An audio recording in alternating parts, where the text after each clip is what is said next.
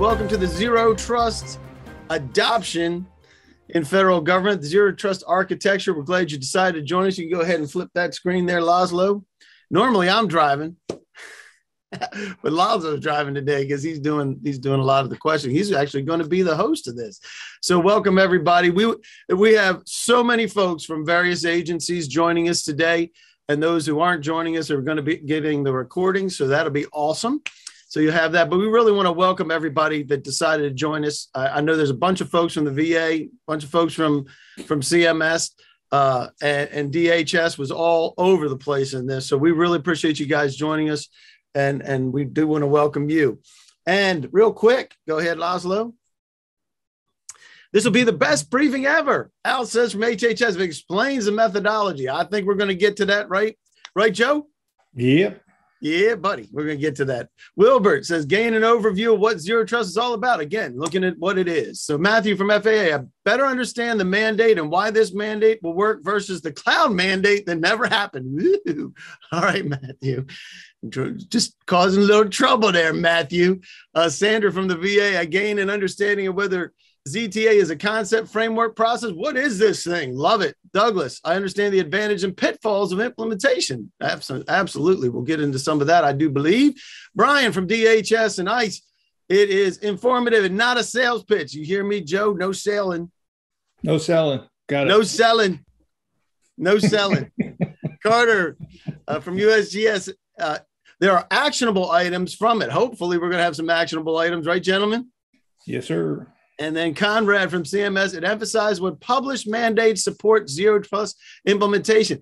Absolutely. We're going to get to that part, I do believe. So go to the next one here, Laszlo. Please address this. Dennis from the Navy, define what the heck this ZTA is.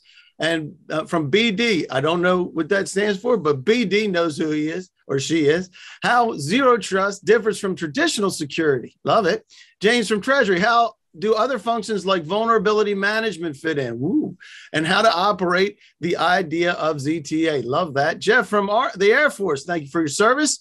How does your implementation differ from the one that must include foreign partner nations? Wow, that's a pretty good one, right? That is. That's a winner. Daryl from the VA, I can understand what Zero Trust adds value to my agency. I love it. Robin, also from the Air Force, thank you for your service. Impact to acquisitions, impact to industry and contractors, another great place. So she's coming from the acquisition side and making sure that this flows down right through the systems, right? Kevin from the VA, where can we share best practices in ZTA implementation? Hopefully, we're going to do a little bit about that here, right, guys? Yes, sure. All right. And Larry with BLS, the impact of Executive Order 1428 and OMB's draft strategy and open source. I like that too. Is there another one on the bottom of that? I thought there was one. We're missing one there. There was one. It was my favorite one. And it is Robert from the VA, who watches the watcher watching the watchers. That was one of my favorites. Love that. All right. So with that, go ahead to the next one. I'm going to introduce these guys that are here for you today. First, we have Joe Norton. He's a senior fellow for digital security and risk. You can see his information here. He is also the qualified technology executive for Digital Directors Network. He's the founder of Project Management Institute Executive Council in Chicago, the chief customer satisfaction and quality officer, and senior VP of Atos Worldwide. These are all the places that he serves. Chief security officer, chief technology officer, head of operations at Philips. He's also worked with Novartis as a chief technology officer and senior VP. He is an executive in residence at McKinsey & Company. And he's a lecturer at Kellogg School of Management and United States Navy Submarine Service. Thank you for your service, Joe Norton. Appreciate that. And we also have Laszlo Gonc. He's going to be taking the reins on this and asking some questions, but he's also going to participate, we hope. He's the founder.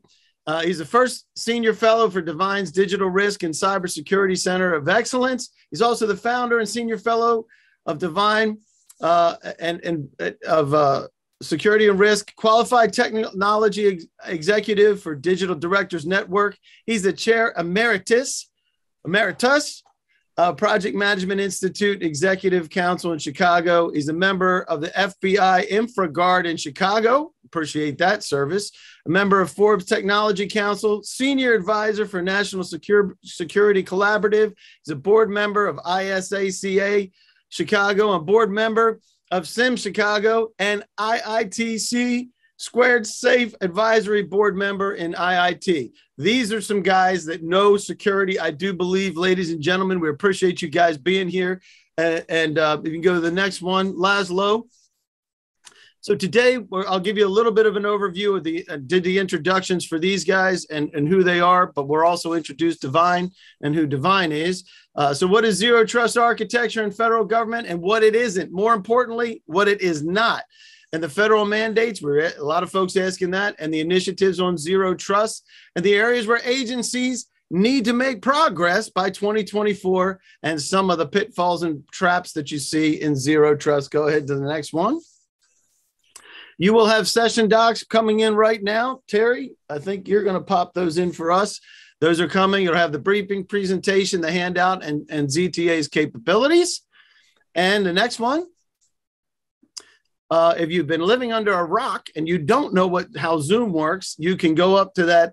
The briefing controls up top and you can see things side by side. You can make us bigger or smaller, whatever you would like to have your presentation experience be awesome. Go to the next one.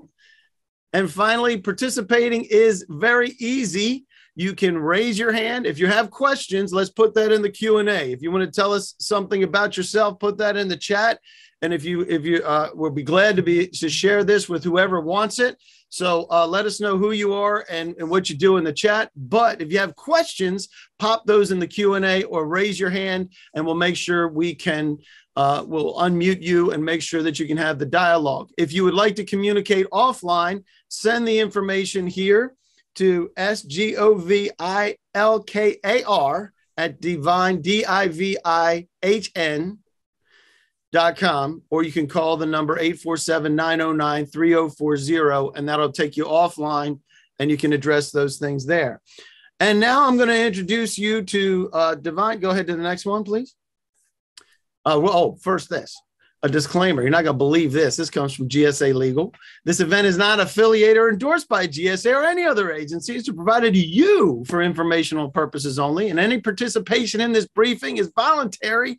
By you engaging it is not an endorsement or commitment to purchase from any vendor, including DivIHN. And that means you guys can communicate through this in their agency briefing. Go to the next one. So we will be asking some polls as far as we do this. And today we're going to ask, why in the world did you guys decide to join us here today? You're in management. You want your data to work. This is not the right thing. We're going to end that poll because that is not the right poll. So tell us why you are here today, and we'll make sure we get a poll up that is working the way it should. So why are you here today? You want to know about Zero Trust? Whatever it is, you can let us know in the chat, and we'll make sure we get your information. And if you have any questions, you can pop that into your want to learn about. Robert says want to learn about Zero Trust. Fantastic. Let us know what you have as well, and we'll continue to the next thing. Go ahead and change this. A little bit about DivIHN. I'm going to tell you that these folks are located just around Chicago, right? You guys in the Chicago area. And you create value through your enterprise cloud and on-premises solutions and reusable IP. What is reusable IP and intellectual property? What does that mean, gents? Can somebody answer that one for me? Sure. Everyone, hi. It's a pleasure to be here with you today. Reusable IP means that our original IP that we apply, methodologies, et cetera, or solutions are basically, when we work with clients, is reusable for you. You can apply it. It's not just isolated just to us. So if you work with us as a company, reusable IP says, hey, it's yours to use as free as you want whenever we're done. And basically they're forms, they're templates, they're worksheets, things that you can use in your business processes and workflows. Love it.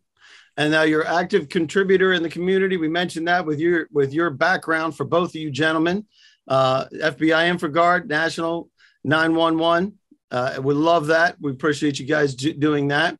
And you're often invited to speak kind of like this, guys, to many industry conferences and nonprofits. Founded in 2002 in Illinois. And you are an SBA 8A certified. When did you get your 8A and how long is it good for? I think that might be a question for Harold. Harold, when did you guys get that? We got it in just last June. Just last June. So yep. Fantastic. So you're going to be an 8A for quite a while. Fantastic. We appreciate you guys doing that. And Laszlo, Gonc is going to take it from here. I'm going to go ahead and disappear and stop my video. All right. Go ahead, Laszlo. Thank you so much for that introduction, Dave. Glad to be here. Glad to be with all of you. So we're going to start. Joe, how do we actually start this conversation?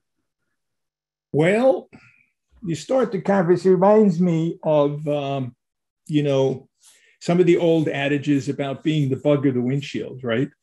And but I like to turn that around a little bit and say, hey, listen, you start the conversation by adopting a mental framework that says, listen, I want to be the eagle or the fish. It's that simple. Now, this little graphic we popped up here, believe it or not, that's actually one of my photographs I had the great fortune to capture just before Thanksgiving in Maryland on the Susquehanna River, believe it or not, at the Conowingo Dam. But you may be looking at ZTA, Zero Trust, as an architecture or a process or a methodology and a way of working with security and saying, oh my God, what is this?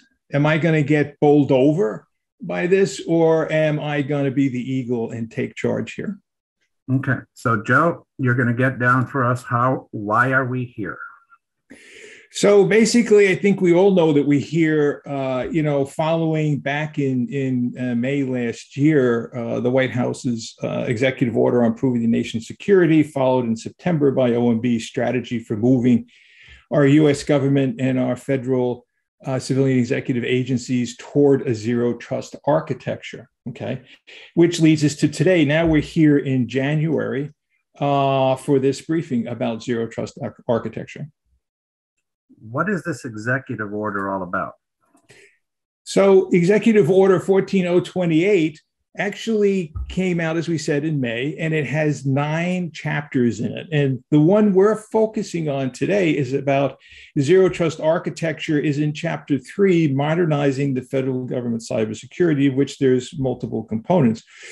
But the executive order also addresses everything related to fostering a more secure cyberspace in federal government, removing barriers for information sharing, supply chain security, software supply chain security, which is not just software, it's also your platform suppliers, et cetera.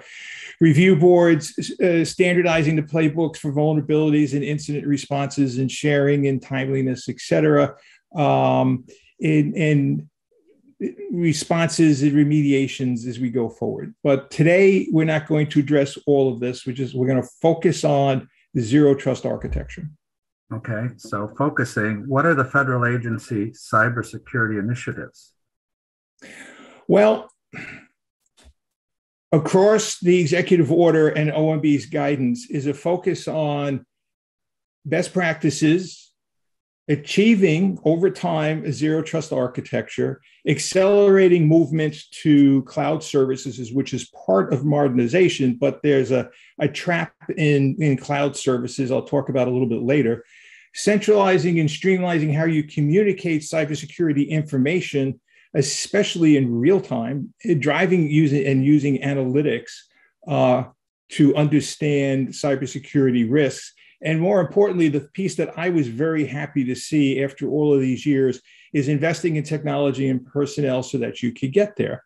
Now, there's some very specific goals from OMB that says, hey, listen, implementation plans for fiscal year 22 to 24, budget estimates for 23 to 24, or the upfront stages that you're working on, reprioritizing your current funding for fiscal 22 to address these imperatives, and in participating in the continuous diagnostic and mitigation programs from DHS for cybersecurity. And it's kind of interesting. I always hear questions about, well, how much is this going to cost? How big is this thing? And, looking at some of the most recent information across the federal agency CIO office, fiscal 21, 22 to 23, going into 23, the preliminary budget data that I've seen going into OMB is showing a $1.2 billion increase in funding requests. Now, that's not equal across all the agencies, obviously, but this is a big deal. All right. So we know why we're here. That's great. But what exactly is zero trust?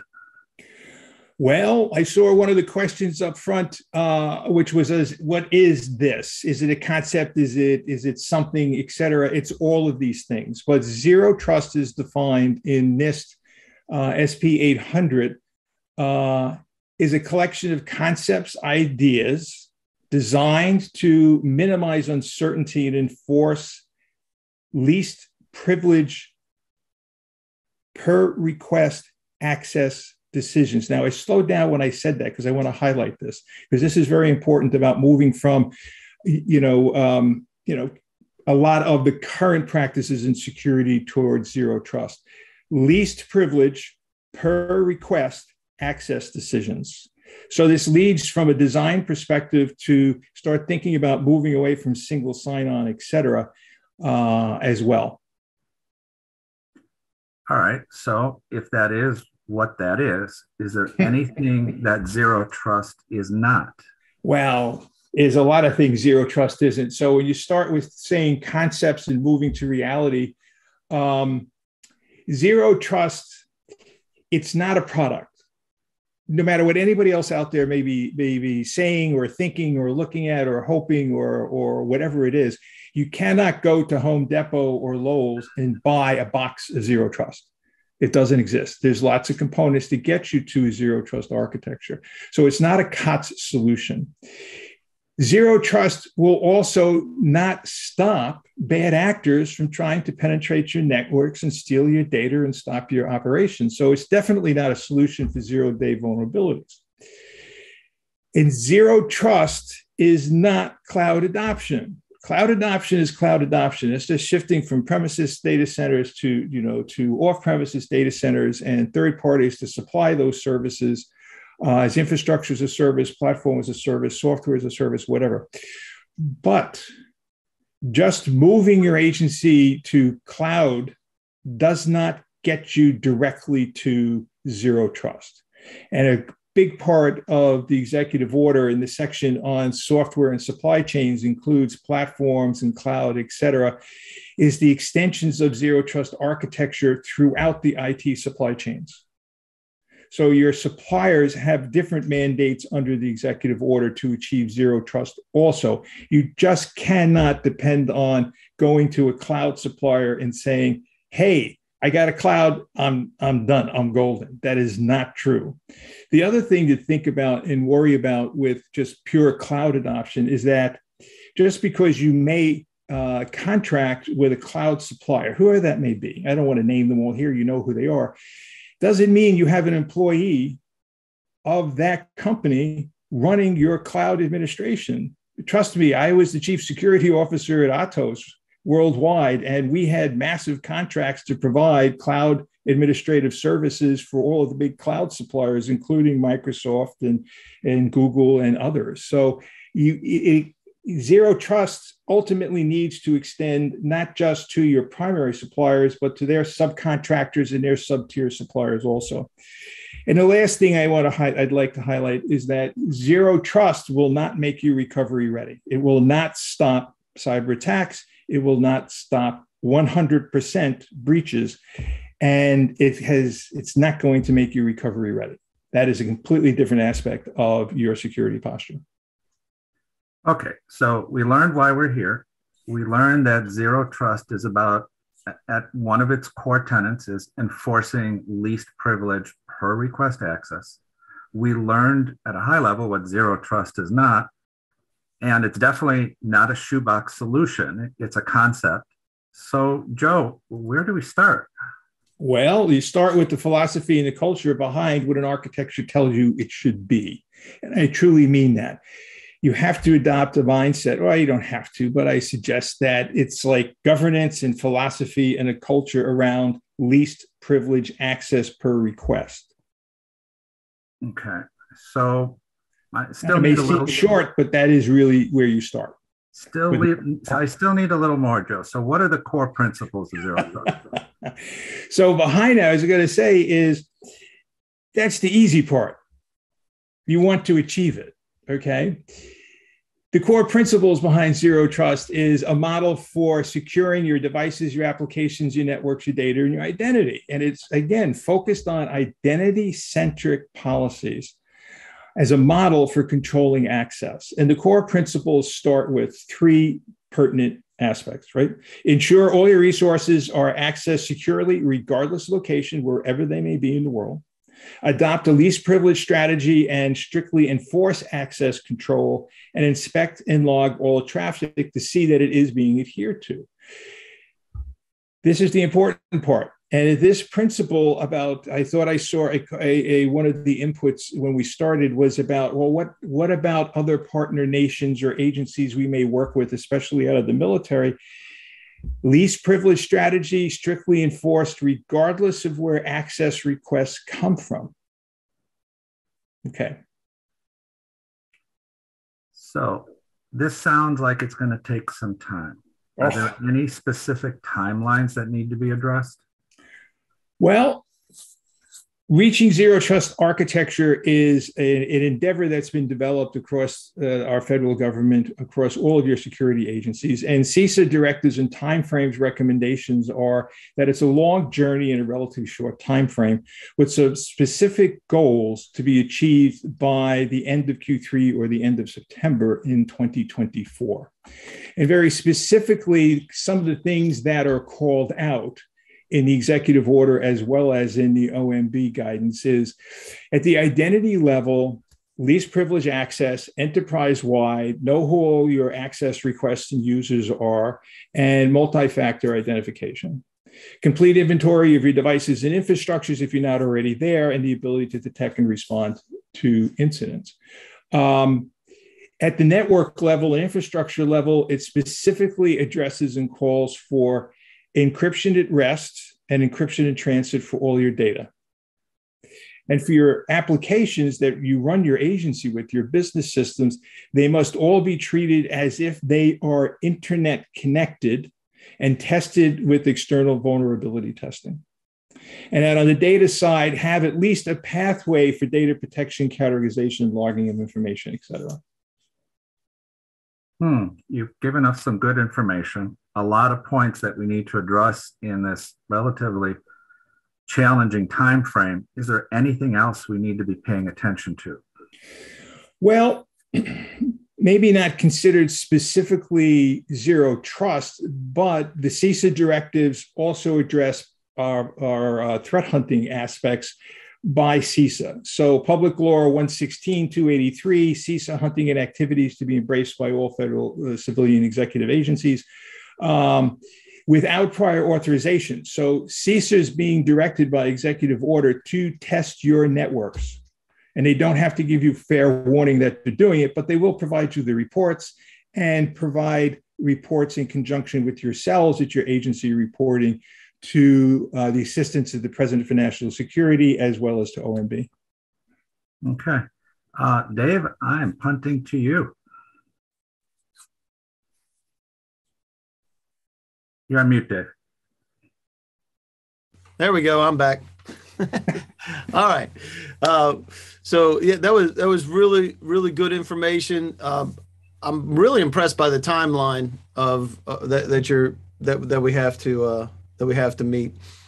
So this next poll is, what is your biggest issue with Zero Trust? Is it just understanding what it is? Because that's part of this process. Is it meeting the presidential memorandum? Is it, what is this?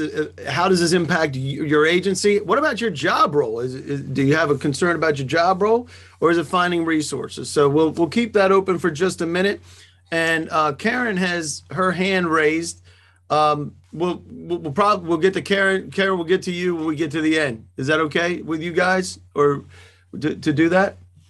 And if you have any additional questions, if you have questions on anything that was put out there by Joe or Laszlo, pop that in the Q&A, and we'll make sure we get that at the end as well.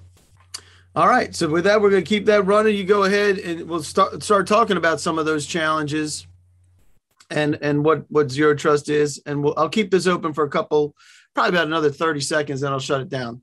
But you go ahead, take it back over, Laszlo, and we'll keep rolling. Okay.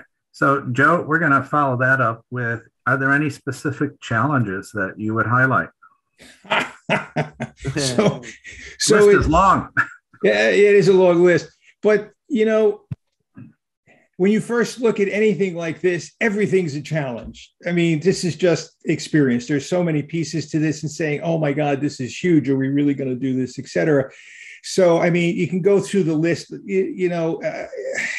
implicit trust versus zero trust. So one of the questions I saw earlier on in the beginning was, hey, what's different from what we're doing today to tomorrow? And it really is today, the best practices in security that have been adopted worldwide are implicit trust. You log in, we trust you.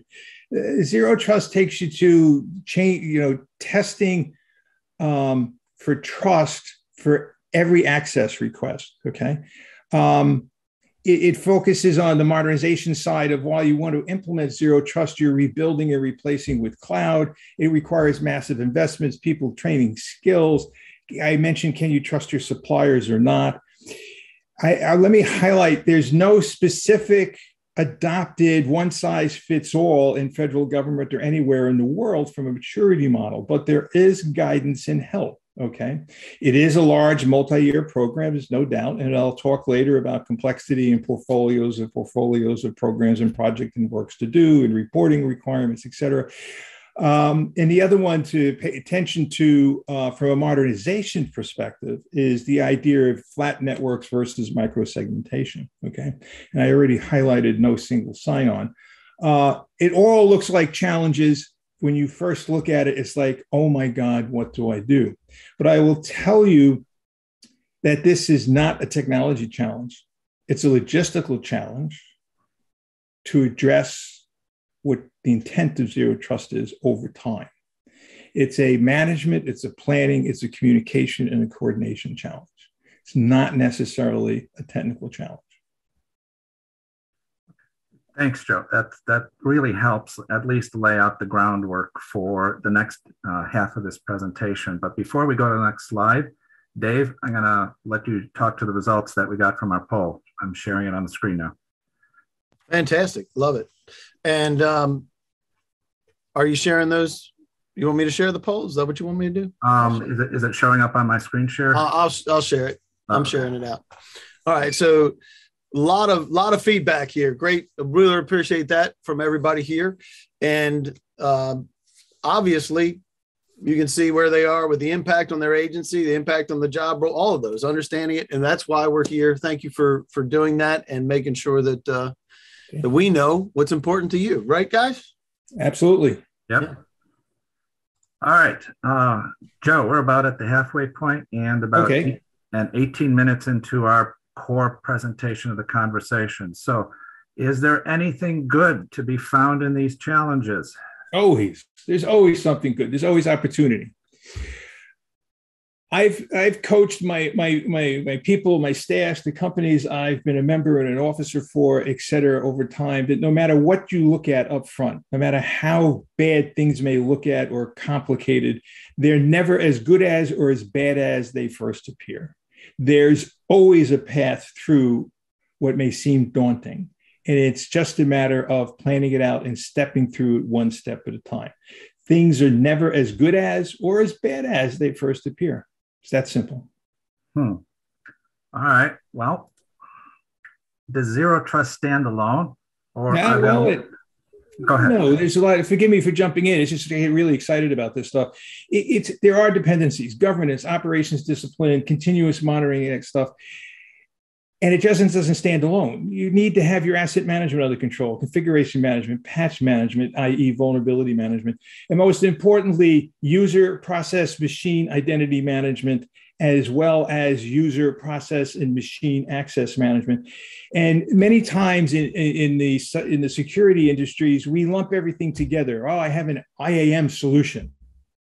Well, I tend to break it apart separately because you need to manage, identify and manage and keep track of all of your identities, your users, your inter-business system processes, and your machine access requests throughout your infrastructure. So that's identity management. Controlling the access is granting the access, separate and distinct from knowing the identity and the requester. So that's why I separate the idea of identity management as well as access management, and then the aspect of segmentation throughout your systems. Given all this and your experiences and our experiences on all this, is there a cornerstone for all things zero trust? Well, always. And you know what? The references are out there. There's help in the reference architecture. DoD's zero trust reference architecture highlights simplifying consistent policy, data management, and a focus on non-person identities as well as person identities. So the implementation of zero trust is highly dependent successfully on working with your business systems and applications people, as well as your infrastructure processes and control points of process to process access requests throughout your network, as well as person identities. I cannot highlight that enough. It's not just about users. Okay, it's about your systems and your access requests and sharing of information and gaining access to different infrastructure components. Do we have a reference architecture to help us get started on all this? Well, that's the good part. So between DoD, DHS, CISA, et cetera, everybody working together are focused on, first with DoD, the zero trust reference architecture maturity model, which is available to every one of your agencies. And what it outlines is not just a path, but what to expect at different levels of maturity, from discovery, assessment, baseline. What does it mean to achieve zero trust at an intermediate stage or an advanced stage? So, does this reference architecture give us a complete recipe?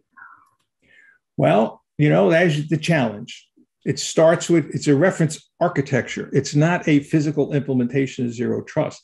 It's the architecture at which to design to, okay, of what your components that you will bolt on and add on and use to achieve your zero trust posture.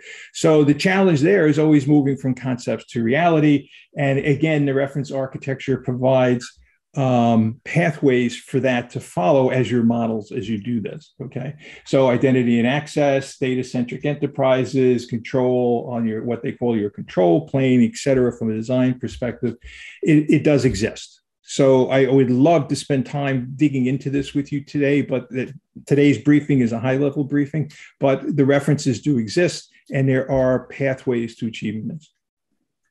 All right, zero trust. Identities. You mentioned that the cornerstone is identities. What do we need to focus on with identities? Well, again, least privilege across users, systems, processes, networks, database, applications, et cetera, your equipment and your devices.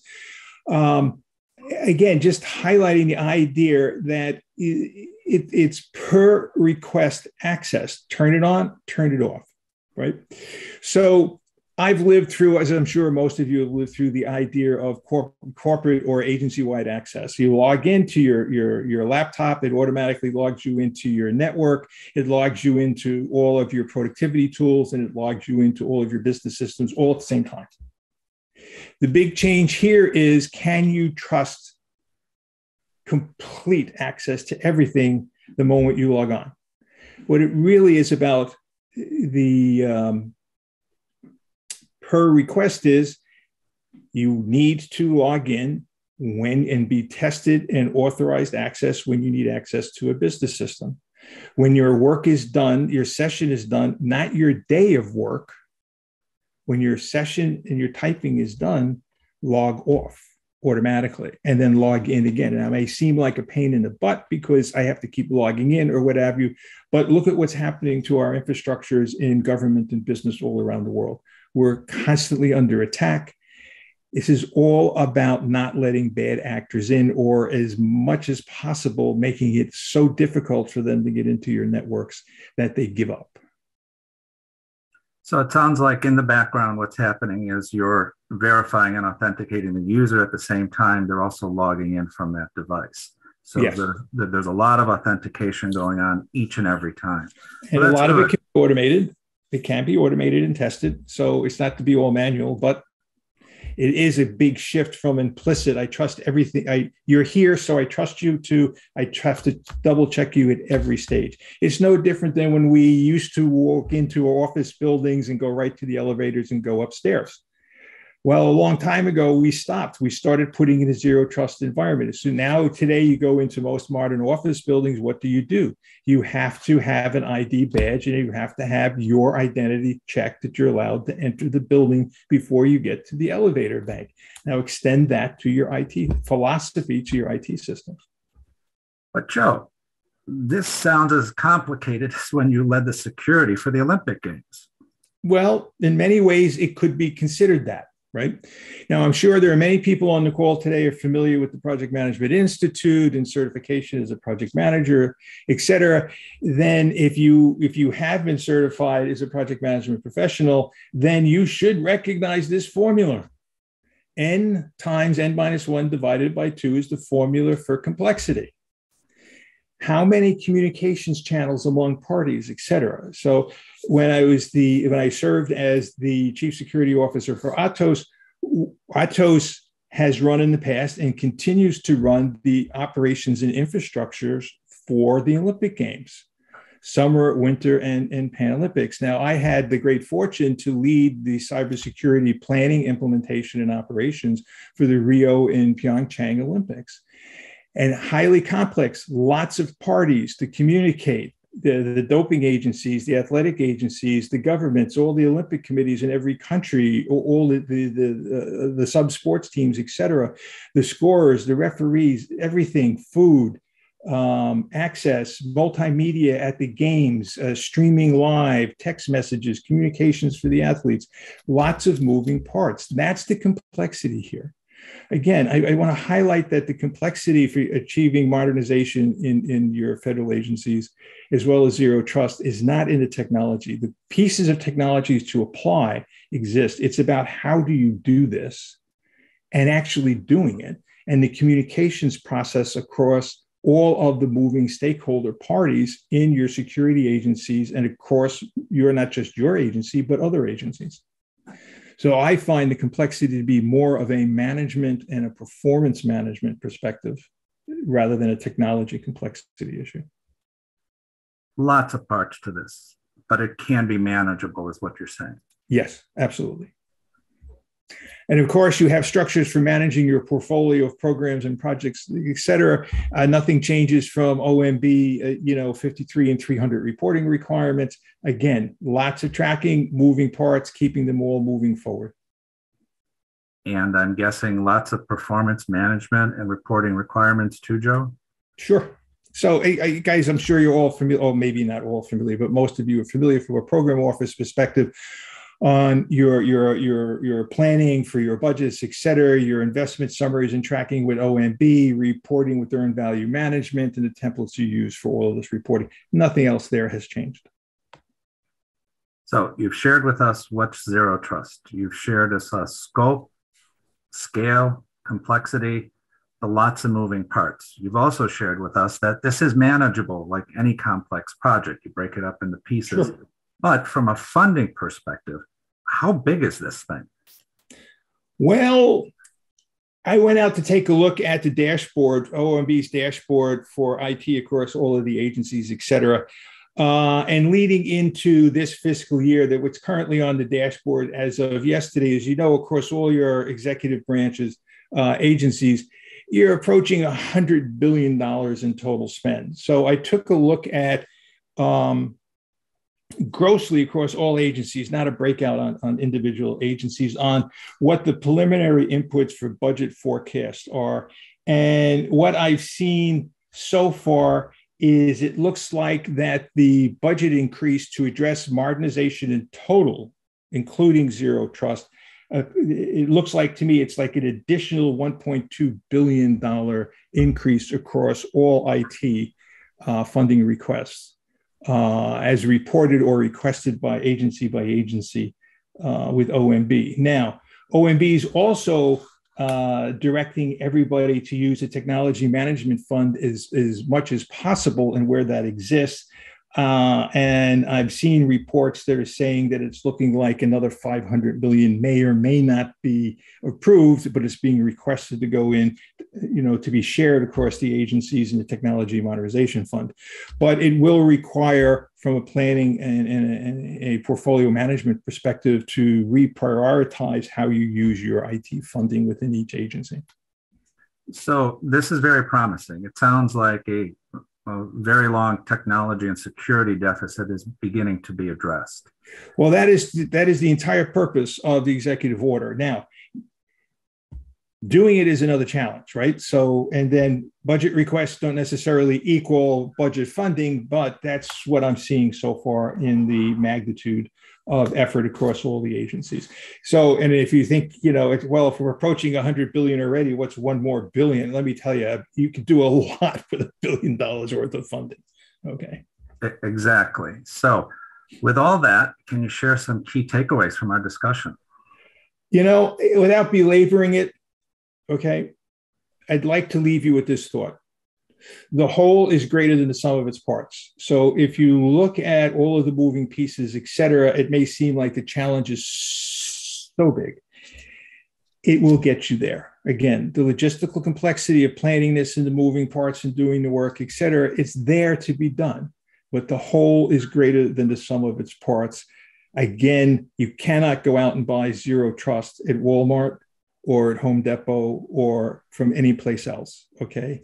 In Zero Trust adoption will be unique to each of your agencies. There's, again, the guidance is there, the reference architecture is there, how you implement that, what tools you may pick under GSA guidance, et cetera, who your cloud adopters are, how they're implementing Zero Trust on your behalf in their service offerings may be different and unique to your agency, but that's because of where your starting points are with your infrastructures and your business systems and the decisions that you make agency by agency. Okay, but you will find very common patterns on how to implement this, as is already defined and provided by the reference architectures. So Joe, as we wrap this up and before our third and last poll, where do we go from here? Well, you start by establishing your scope. Do your inventories. Inventory who all your users are. If you make sure that it's current and it doesn't change, all your processes, having a central store like a CMDB for all your business system processes and inter-business system processes and communications, et cetera. That's the establishing of the scope. What are the tools that are implementing your security, identity, and access management that are in there already? Build your strategy and then build out a plan to adopt and implement over time. And I looked at the timeline up front and said, hey, it's a long haul over a relatively short period of time, but it is years, right? But you got to start. Now, it sounds like before we undertake anything complex, we have to make sure that the foundation of our houses are secure. There's some basic cyber hygiene stuff that has to occur, like asset management, software updates, things like that are part of the scope. Yes. Okay, awesome. All right, Dave, I'm going to punt to you. Thank you so much, Joe. The third and final poll. Fantastic. All right, so for the last one here, what's next? If you want to continue the conversation, we want to make sure that we build that bridge to help you do that. And we're going to get to some of the questions while we're at it, because there's a bunch of them that were from the beginning as well. We want to make sure that we hit those. And let everybody know how this works. Just pop it into hit the next slide if you would, Laszlo. And you can email, you can send an email right to there or call that number if you want to take it offline, which is perfectly fine. We understand that. But if you have a Q&A for everybody else that you think may be beneficial for everybody, pop it in that Q&A. We have one from Chris Graves. Many of our applications in use include SAS SaaS through vendors. Will FedRAMP certification process be modified to encompass zero trust? That's one of the ones. Yep. Yes, absolutely. There are very specific statements of guidance and deadlines over timelines for feedback, commentary, et cetera, for not just zero trust, but the entire modernization effort under the executive order, as well as the supply chain and software and supplier sides of modernization and zero trust, including updates and certifications in FedRAMP. Love it. Love it. So we went through before, we pretty much defined ZTA, we think, right? I think we did a pretty good job of that, and how it differs from traditional security. How do other functions like vulnerability management fit in? How to operationalize the idea of ZTA? How close we were on that for James? I think we are. Again, it ties into helping with vulnerability management and patch management, et cetera. So I think we covered those, at least at the highest level that we could today in the time frame we have. I think the one I'd like to address separately is from Jeff. How does this differ from foreign partner nations? Yeah, I look at that as just another third party and another user or process connection point for zero trust. So you would look to extend, just as you would zero trust adoption and verification of identities and access requests to third parties, to any other, doesn't matter where the third party is, whether it's another nation, another agency, another military, whatever that may be that you partner with. Zero trust is about knowing the identities beforehand and verifying them on a per request access basis. Yeah, right. This extends downstream the entire supply chain. At the end of the day, Joe talked about where we're identifying using least privilege each user for each access from each device. And we can even lock that down in theory by location as well. Is this user logging in from a known regular location? Things like that. But I'd like to highlight the difference in use of words between supply chain versus foreign partner nations. A foreign partner nation is not part of a supply chain per se, but it's a partner, it's an agency, another organization that you work with. It's a third party access. Okay. It works the same. Clarifying that. Yes. Okay. Dave, there are quite a few questions in the chat box. We want to open that and go through them. Yeah, I'll open that up in just 1 second. I do want to ask, this was one that came in earlier from Terry from Department of Justice. Please address on-premise to cloud hybrid architecture. Okay, I'm not sure what to address.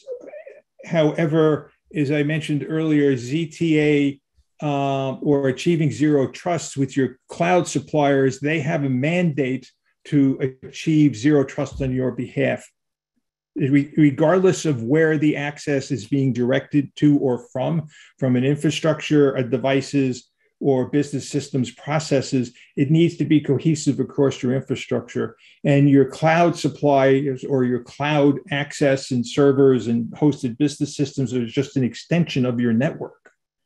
So treating the access requests is the same. Now, at the administration end, with your cloud suppliers and your software as a service suppliers and your platform as a service providers, to be able to sell to you, with the certification through FedRAMP and GSA authorization on your buy list, they're required to meet the same things that you are being asked to in your agencies. All right. And Andrew is asking, he has a late entry. How do you know when you got there? That's a great question.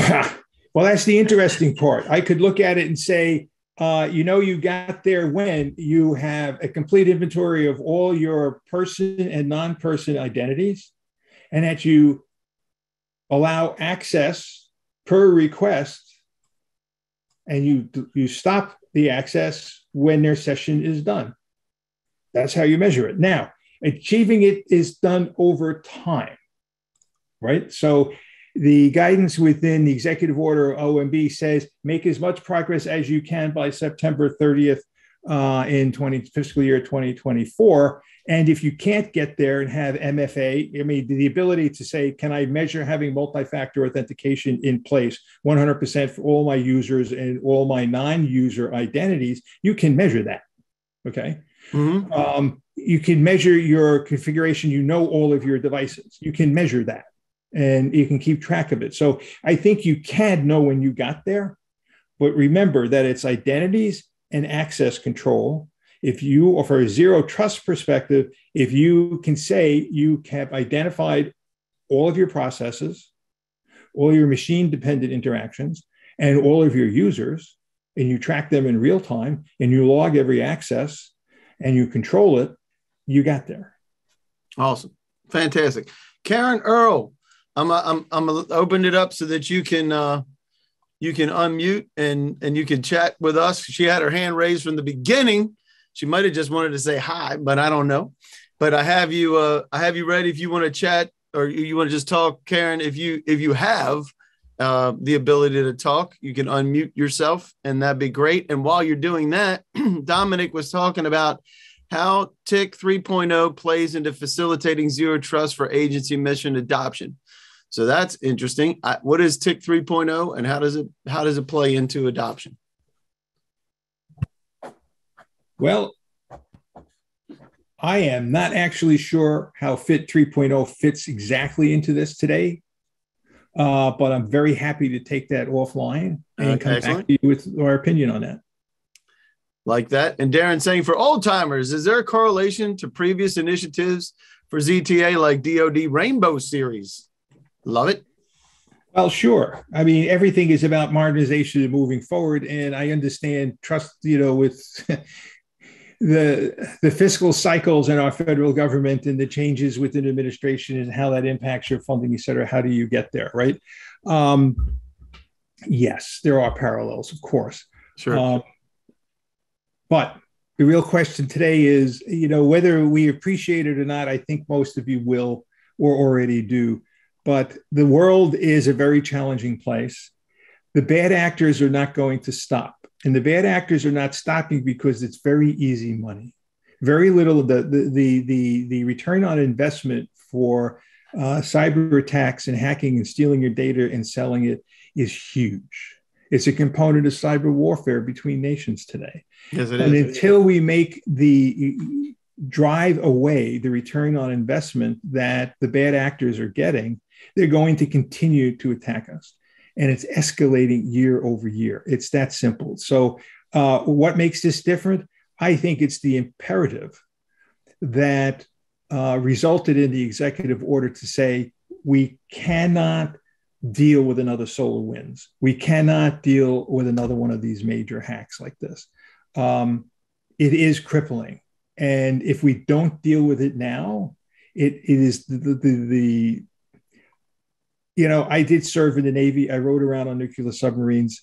I understand deterrence and I understand threats. And I will tell you that from a posture of where we are today with cybersecurity threats today, this is the scariest era I think I've seen in my entire career. And Joe, I think you hit upon a very key word there, crippling, because with cyber warfare, the fronts have grown and shifted to include systems of trust in the civilian population. You see attacks on healthcare and healthcare institutions. You see attacks on the pharmaceuticals. You see attacks on financial institutions, education, etc.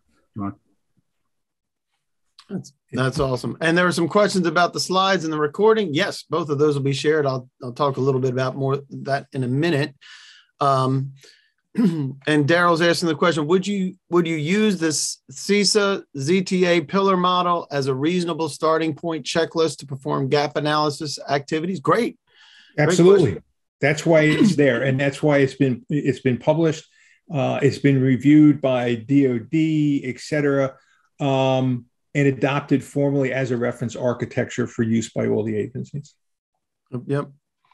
And we have Angela is asking, do you have an insight into when OMB will publish their final guidance? Actually, I've been looking and poking, and in September it went out for feedback, and I haven't heard anything since. Right. Other than people are pumping it into their budget requests right now. Yeah. And we are seeing that. And Kip was saying it's a heck of an investment. Yes, it is. Oh, it is. It is. And Karen Earl was saying it was an accident. She was just saying hi. Well, hi, Karen. Awesome. So Devin had to drop off. Said it's excellent info though. So there you go. So you got props from that. And same with Kip. He has to drop. And so we will. If you can go to the next one, Laszlo. You will get a recap at the end of the day. You have the briefing presentation, all the handouts that are a part of this. I think there's some requests for some additional handouts or some different additional information for some slides that we will make sure gets circulated to everybody once we get them together. How about that, guys? So you have links to the session docs, which you will also populate right here because Terry can put those in one more time, which you'll get the presentation and the docs that we were talking about earlier, but we'll send those out in a recap as well. A link to the video. And if you would like a one-on-one meeting with these guys and with DivIHN to help you with your formulation, how much does it cost to talk to you guys if you just to have a chat with you about where the agencies are at the moment? How much does it cost? Absolutely nothing. Nothing. My favorite. All it is a request to contact us, and we'd be very happy to talk to you. Absolutely. Free. My favorite 4-letter word. How you like that, guys? All right, let's go to the last one, and we'll let folks off. If there's any additional questions, we will make sure that we keep answering them. Here's Joe's information. Here's Laszlo's information. And if you need to contact DivIHN, you can check them out online at DivIHN.com, as well as there's the main phone number to be able to reach out to those folks as well. And with that, quick, go ahead. Do you want to share the last poll results? Do I want to share the last poll results? I can. Give me 1 second. We have folks that would like. We have so eight folks that responded, which is fine. We can take stuff offline as well. But there you go. There's folks that you're going to be talking to in the next few days or over the next 30 days, because that's what they told us they wanted from you. How you like that? Excellent. Yep. So Wilbert has to drop. So we say goodbye to Wilbert. Here we go. Sharon, how does telework impact zero trust goals? There's a question. So telework and remote access fits directly into access requests in your network. So if you're doing telework, work from home, your public internet connection from your home is actually an extension of your agency's network, and it's the same thing. It just extends the identity, the user in the process, as well as the identity check and the access controls. It's the same. So actually, it makes zero trust even more imperative. Yep. Yes, it does. Yes, it does. So Darren's asked and say, cover SASE. Say that again. Cover S. So Darren is asking about SASE. Shantanu has to go. See you. SASE. Darren, could you be more specific about that? In fact, if you want to is Darren referring to the concept of secure access service edge by any chance? That's a great question. Let's find out. Darren, yep, that's it. That's what he says. Yep. Yep. So Laszlo, man of many words Darren is, I'll say that. Well, at the highest level, again, we would love to take this offline into deep dive discussion, but it merges the idea of network traffic with security priorities. So we talked about, especially in this age of the pandemic and what's going to be the next normal, you're looking at a lot of organizations that are saying, hey, our employees will continue to work remotely. So how does the public, internet traffic as an extension of your network, how do you leverage security as part of the traffic that's now on the public internet? So secure access service edge incorporates all the principles of zero trust that we talked about. Gotcha. And he's saying it's the Jersey in me. That's why he talks so much. And how it aligns with TIC 3.0 and remote access. I think that there's some other deep dives that you guys can talk about with some of these folks for TIC 3.0, remote access, all those all those components, and that's fantastic. Darren, we'll make sure that we get that to you. And we have reached the noon hour, so we know that a lot of folks have to jump off now. We will stay for as long as you like, if you need to, or at least for the next few minutes, not necessarily as long as you like, but at least for the next few minutes to continue asking and answering questions is fine with us. But we want to thank you for your time, yes, for being absolutely. with us today. Thank you very much, everybody, for being here. It's our pleasure. And please feel free, if you just want to reach out on an email to either Laszlo or myself, we'd welcome to receive them and to respond to you. Yep. And Andrew's saying maybe we regularly should be operating with the already breached mindset. Now, I think that's probably the best place to start. Sometimes. Assume a breach. Assume you've already been there. Agree with that. Yeah. And I can tell you that if you're not, the chances are you got your head in the sand. I mean, one thing we can consistently refer to is the Verizon data breach reports over the last 10 years. Mm-hmm. One of the stats out of there that sticks out in my head constantly is, on average, a threat actor, with all the people that are polled and surveyed that do report, are in the system for over 200 days. That stat has never come down. That's the scariest piece. Yeah. And having a little bit of experience in the data breach remediation world in the past, for me, it is amazing to me just how impactful those breaches can be.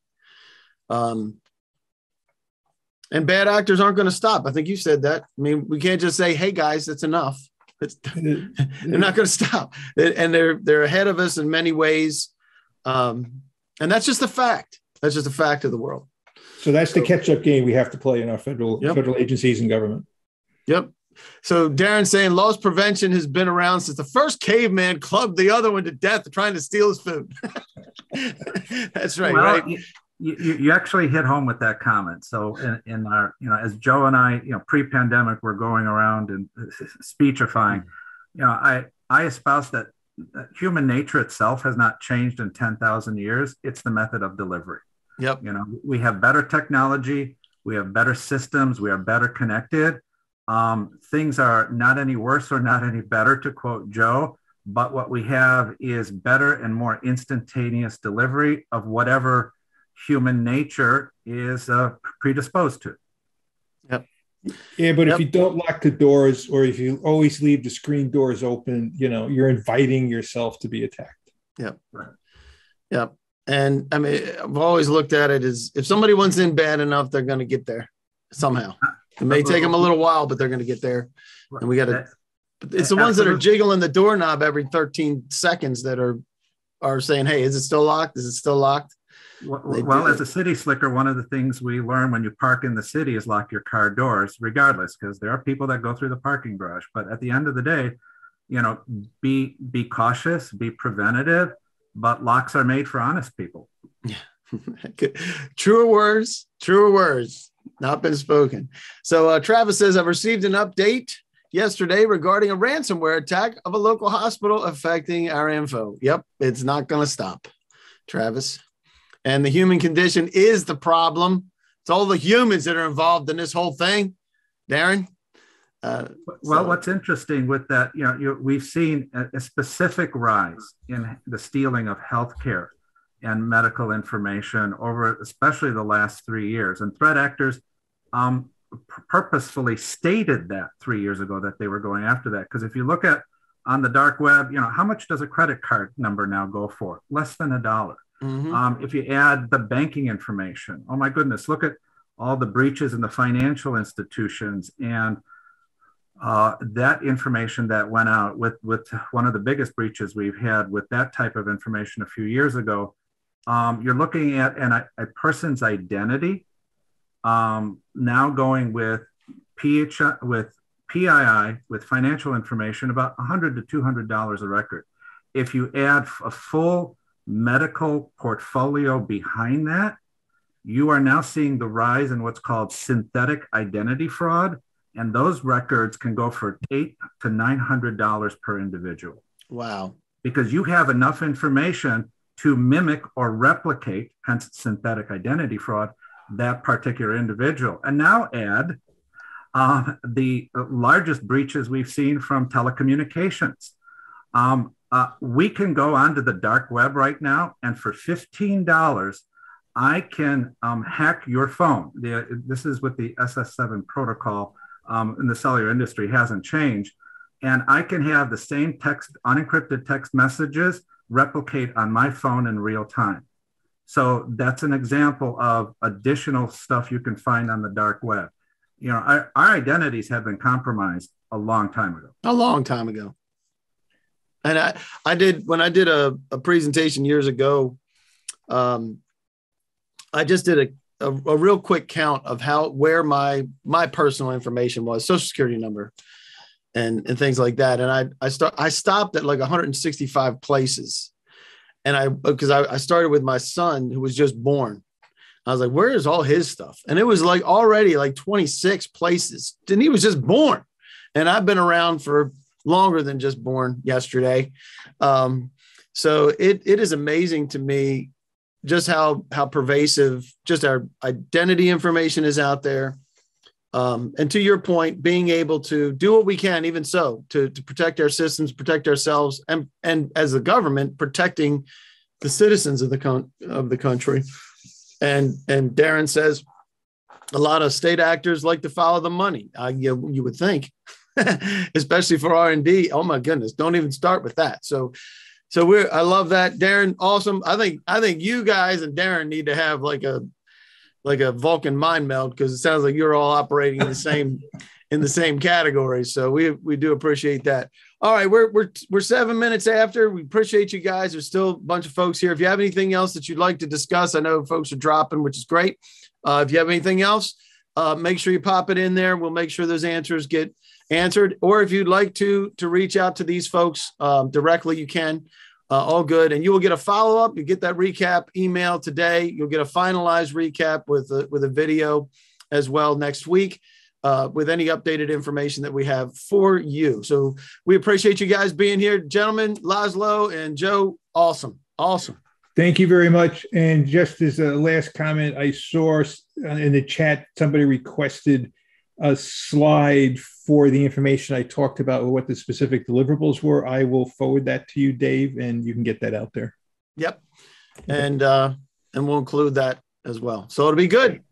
Awesome, gentlemen. Thank you for joining us. And thank you. Don't be a stranger. All right. All right, guys.